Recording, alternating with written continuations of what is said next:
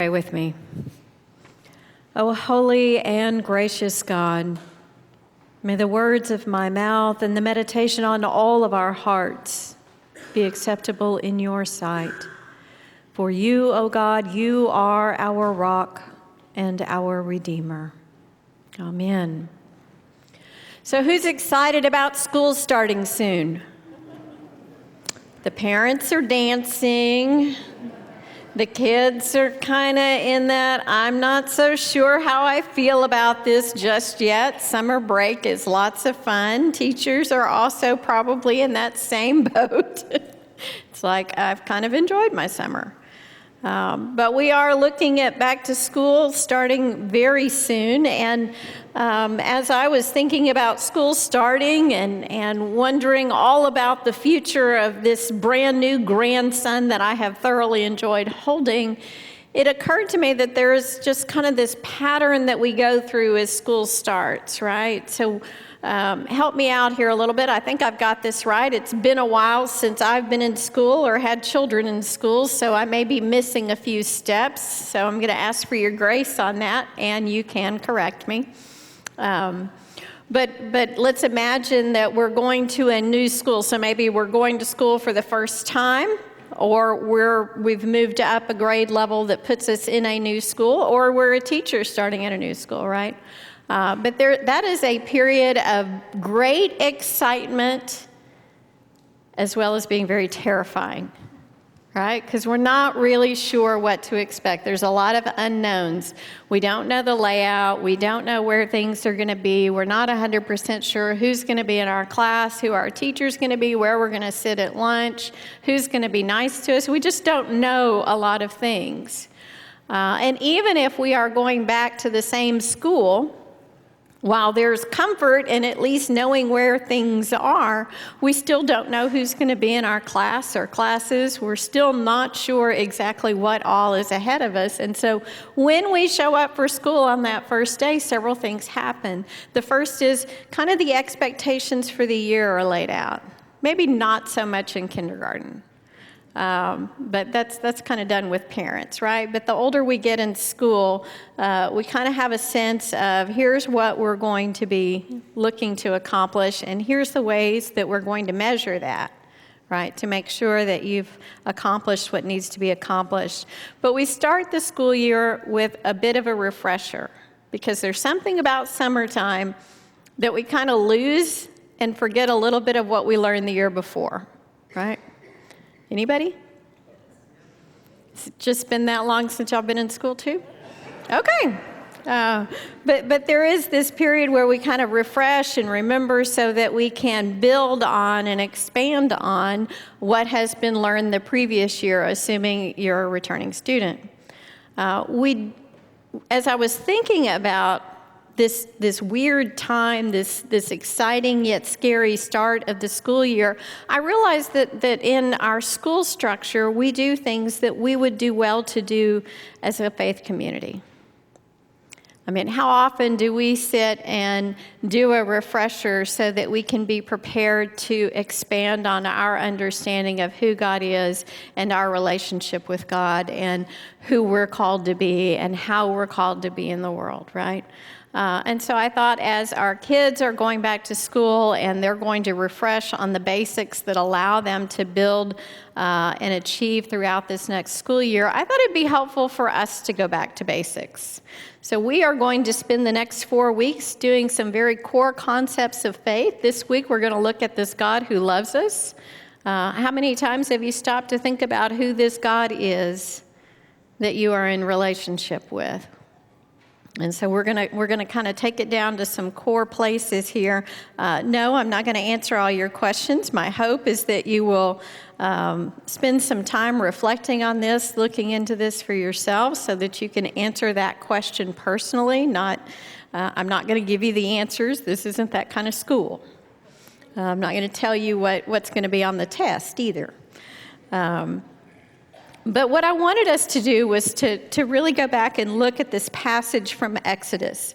As Walter Brueggemann calls it, he says, this moment where the Lord encounters Moses on the mountain and offers these words He describes this as an astonishing disclosure of God, which tells Moses and us as much about the God of the Bible as any verse can. So there is something powerful about these few passages that we heard earlier this morning that I want us to spend some time with, because we have a tendency to look at part of it and maybe not spend too much time with the other part of it. So before we get into the words that God shares with Moses and us about who God is, I think it would help if we had a little context, right? Most of us are familiar with the Exodus story, right? You've seen the movie, right? You've all got Charlton Heston in mind, right? That's Moses. I'm sure Moses looked like Charlton Heston. How could it be any different? So we start out, we have the Hebrew people enslaved in Egypt, and they cry out to God, and God at some point enlists Moses, and so they enter into a partnership in order to liberate the Hebrew slaves. There's lots of plagues, lots of things happen. We have the Passover that takes place. Everybody leaves Egypt. All of the Hebrew people leave Egypt. They're chased down by Pharaoh and his army. They get to the edge of the Red Sea. Moses lifts his arms. Aaron has to help him because it's a long time to hold your arms up, which I get that now. And the sea parts, and the people are able to get across the sea. And as soon as the Egyptians and the army get into the sea to follow after them, the waters come back down and everybody is drowned. So there's some violence in our Bible as well. And so meanwhile, we're wandering in the wilderness. We're not real happy about it. It's kind of like that first day of school, because we have no idea what's going to happen. We're glad that we're not enslaved anymore, but we just really don't know what's going to happen. And often when we don't know what's going to happen, we get cranky. And then the people that were gathered with Moses, the Hebrew people that were liberated from slavery, after they had spent some time in the wilderness, they began to get cranky. We know that they camp around Mount Sinai. We know that Moses goes up the mountain and is gone for a long time. And we know that the people don't know what to do with that. And they get very anxious and fearful, and they decide that Moses is not coming back. And they also decide that God has abandoned them. And so they turn to Aaron, who's now in charge of everything, and they're like, we need a God. You need to help us out here. We need a God. We need a God to lead us. And so he says, okay, give me all your gold jewelry. I thought about trying that this morning. Just kidding. And he melts it all down, and out of the fire comes this golden calf. Meanwhile, Moses is still up on the mountain with God, and God is well aware of what's going on with these stiff-necked people, as they're called often in Scripture. And God gets pretty angry about it. He's made a covenant with them, and they're already can't do what God has asked him to do, even after God has liberated them from slavery, after God has shown them how powerful and mighty God is, and God has invited them into a relationship that is unlike anything anybody else has ever experienced. This is the first time people are engaged in a personal, living relationship with one God. And they build a calf, and they worship a golden calf. So you can imagine God is a little perturbed's a good word, right? God's a little put off by all of this. And he threatens to destroy the people. Moses intercedes. Moses comes on down the mountain. He's coming down the mountain with the tablets that have the 10 Commandments on them. But when Moses gets down there and he sees the people celebrating and dancing and worshiping around this golden calf, Moses has him mad. And he throws the tablets down and breaks them. And it is symbolic of the broken covenant. He then melts down the golden calf, grinds it into powder, mixes the powder with water, and all of the people have to drink of it. He has already made arrangements with God to return to the mountain. God has told him this time he needs to bring his own tablets. So he prepares 2 stone tablets. He goes back up the mountain for God to rework the tablets with the 10 Commandments on it. And it is at that point that God offers this disclosure. This is a huge crisis for the people. They were this close to being annihilated because they just couldn't trust. They just couldn't understand, did not know this God who loves them, even after all that they had experienced.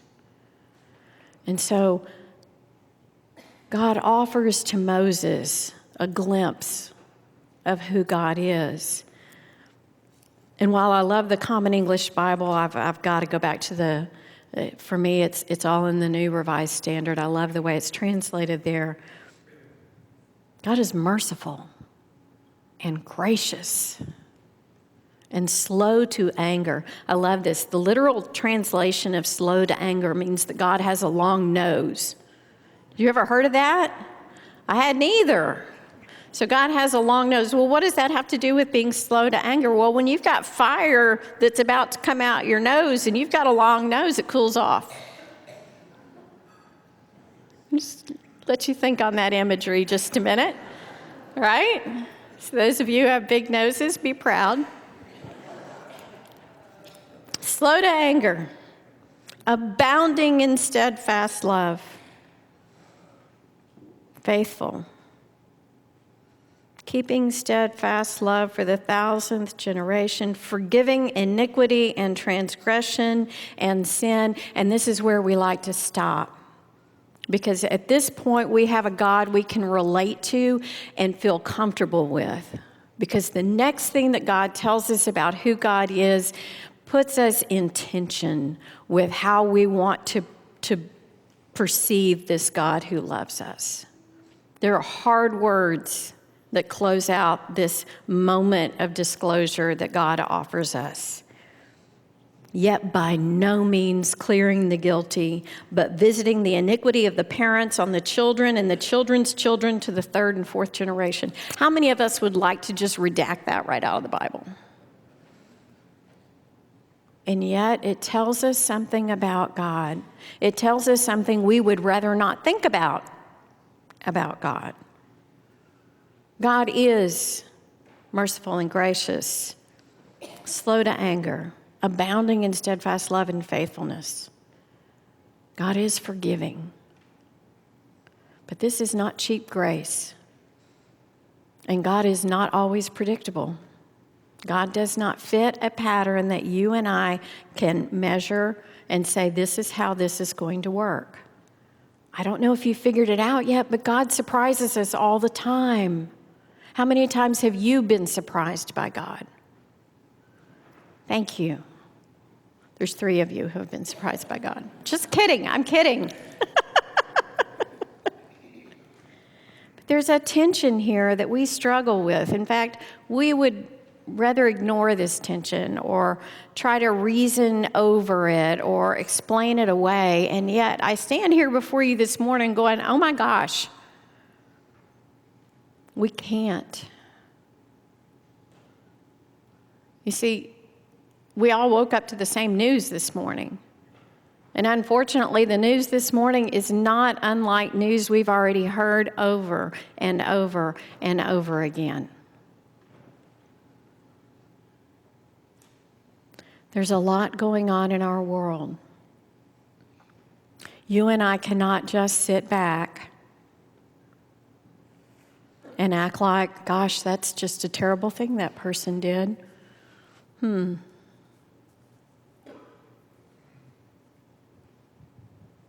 We live in a covenant relationship with a God who not only loves us, but demands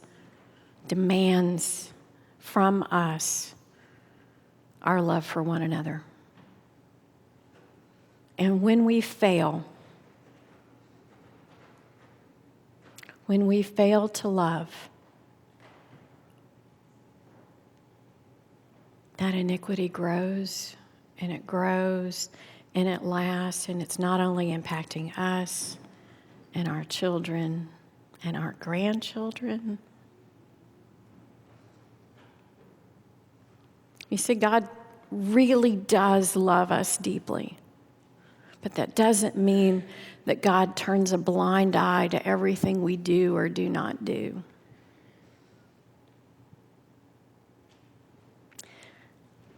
It is time for us to go back and reconnect with this God who loves us authentically, to not pretend that grace is cheap,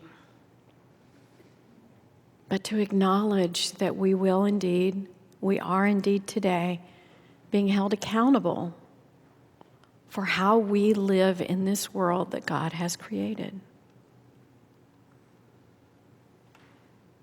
I said we were going back to basics. I didn't say they were easy, and I didn't say they were simple.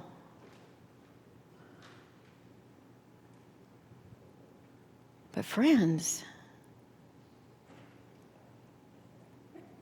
that's the point.